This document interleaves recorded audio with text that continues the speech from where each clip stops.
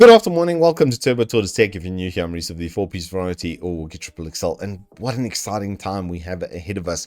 There's going to be 6 weeks of giveaways from T3 signed in partnership with Uncle Evetech. We've partnered up to do a bunch of stuff, but they've also got an ongoing one, before I get too ahead of myself, but with Omen by HP, where they're giving away a monitor across the streams. There's extra keywords, so you must make sure that you join Bundle Bunniest on Saturday as she poops herself. Added benefit, you get to watch people have a panic. I find it very funny, to be honest, especially in a gaming sense. It's very, very funny. But by joining the streams, you'll get a keyword that then adds to your entries. For that, there's a Gleam link as per usual to help manage that as well. So yeah, just tune in on the social medias. Bundle Bunny is there to answer your questions. If you need help with that as well, she'll be there.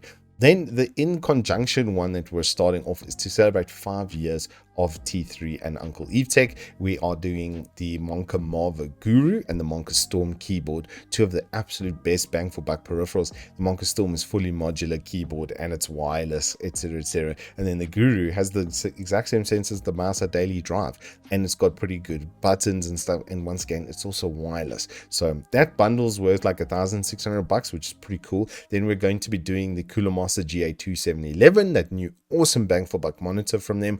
2K 100 Hertz IPS, really nice gaming monitor that. And then after that, I'm going to be giving away a couple little bits and pieces from the set. There might be a little something in there that you recognize, like the mouse pad that we use on set. I'm going to be giving you the older one, signed copy of that, a nice Evetech backpack, a couple of the really premium fans that I used to have in my machine, actually still perfect functioning. I just wanted to overkill this problem because I've got issues with it, and I like to do that, but I thought it would be something random and cool, just little bits and pieces like memorabilia from the set, and then R1,000 Steam gift voucher as well. So as the December sale hits, you'll be able to take full advantage of that and probably get yourself 3 premium gaming titles, is my hope for you. But the other announcement that we have from this week is the Evetech Reeve. I've gotten this case as well. I'm going to be doing a full run through, look at it, like setups. We're going to be talking about potential, what you can expect to be able to build in there. It comes with 7 fans, I lied, 6 fans, sorry, including 2 reverse flow fans on the side as well. It is a negative pressure case by default, but I'm going to test it in a couple orientations. We're really going to go deep dive and give it a thorough poking in the eye, which I'll be doing on Friday. But now we move on to the buyer's guide for this week.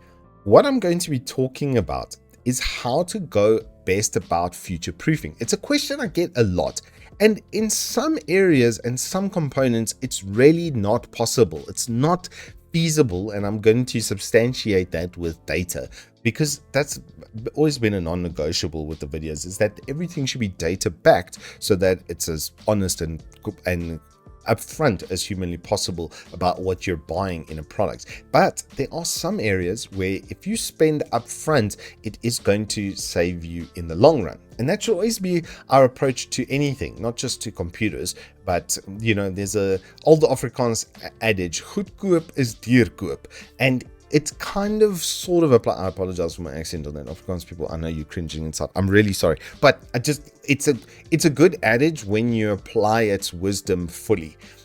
Let me explain. So when you buy a product, as an example, you've got an option between 2 power supplies. Both of them are 750 watts. Both have a gold rating. The one is 1,500 Rand and the other is 2,000 Rand, as an example. But the 1,500 Rand power supply comes with a 3-year warranty, and the 750, the 2,000 Rand power supply comes with a 10-year warranty.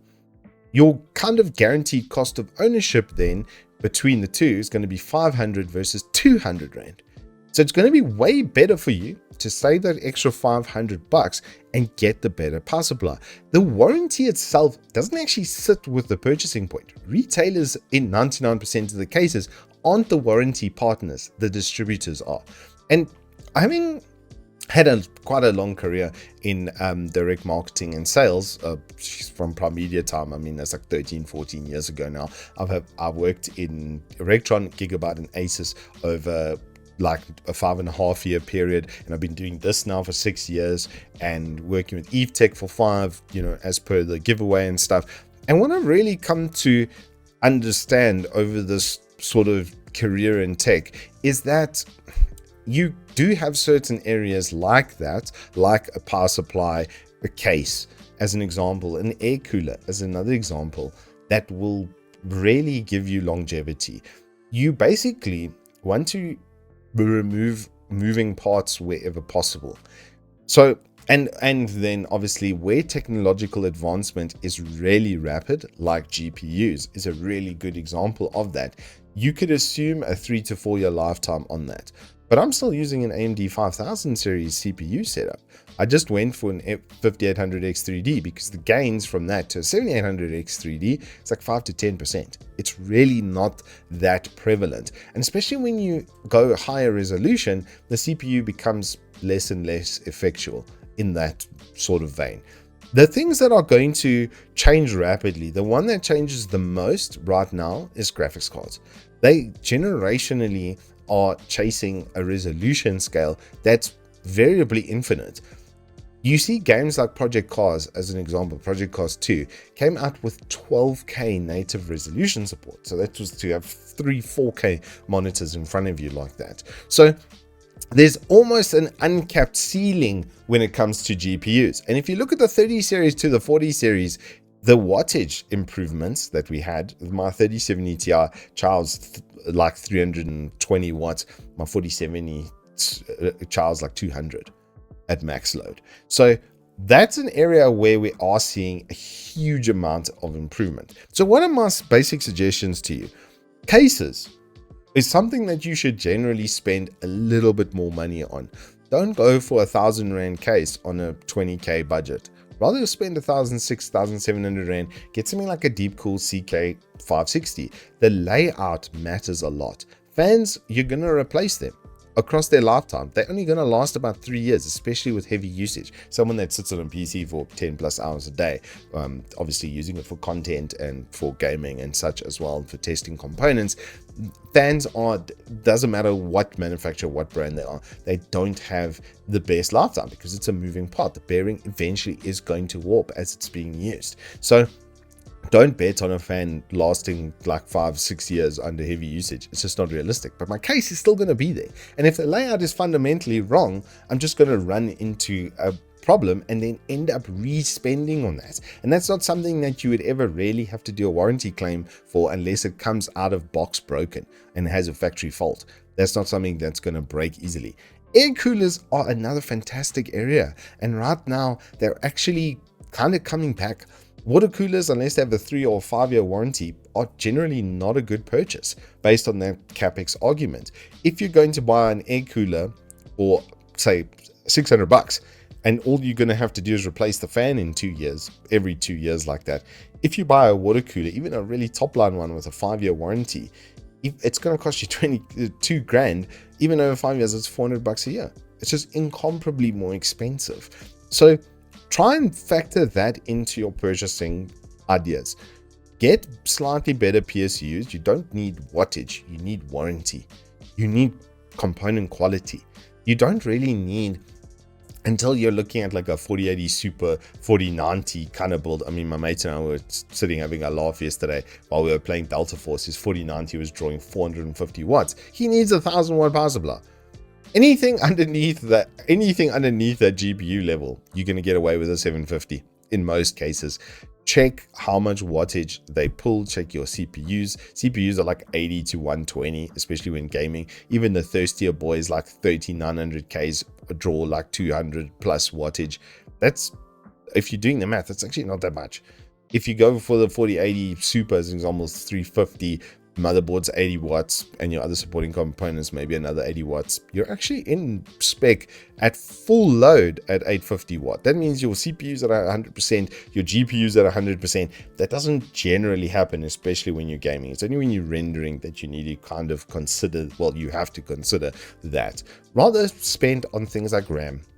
Spend on things like storage. Your storage is going to be with you until it fails. Get a Gen 4, like a decent Gen 4, like a Clev C930, rather than spending on a power supply that's never going to have that amount of current and stuff drawn from it. The general rule of thumb is 60% of your max, the power supply should be spec'd so that like its total capacity is only 60% of your max. So whatever your max potential wattage is, so let's say your system has 450 watts, then get a 750 watt power supply. And it's just never going to work hard. And then in some cases, they're just going to work like forever. I got one of the original Corsair CX750s, non-modular, and I swapped a friend for a 900 watt because I had Crossfire R9 390s, and it drew just a fair amount of wattage. And so I needed that, and I put in a little bit of money and we swapped power supplies because he only had one GPU and his total system draw was like maxed at 400 watts. He's still using that same power supply because it's never had to work hard a day in its life. And that's the way that you should approach these things. Cooling is very important. It's very important. Don't spend 20k on a PC and then have one fan. Papa Capes, I'm looking at you. Overspec your power supply slightly. You don't need 1,000 watt power supply to run a 3070. This is just a ludicrous idea. If you've already bought it, it's too late. That's fine. But look at the so TLDR. Spend a little bit more on the components that are going to be with you for a longer time. Don't waste your money on that sort of stuff. CPUs and those sort of base platforms you can spend on, especially right now. Rather get, like, as an example, when I built esports PCs for some mates, I said to them, bro, just get a 4060. You're running 1080p. Rather get a 13600K CPU with 32 gigs RAM because of like good, decent memory, because then you can stream and game and you'll see it run. And they were like, dude, it's crazy. The CPU in esports type games matters way more than the graphics card. I can basically almost guarantee you, I could take a 2060 Super and slap it in that build and they would still get the same frame rate in like a Counter-Strike or something like, or Dota, any of those kinds of games. It's going to give you the same performance. So I hope that helps. If you need a ratio system to help you with your budgeting as well, I have done a video of that, which I'll pop out for you now. Anywho, that is all I have for you this week. I hope to see you guys on stream on Wednesdays. Bundle Bunny is there on Saturdays. We'll do some tandem streams as well in the future. We're just working out what games and stuff we're going to play. But until next time, I hope you guys stay safe, keep well. If you've enjoyed this, please do hit us up with a like and subscribe. And I will see you on the flip side.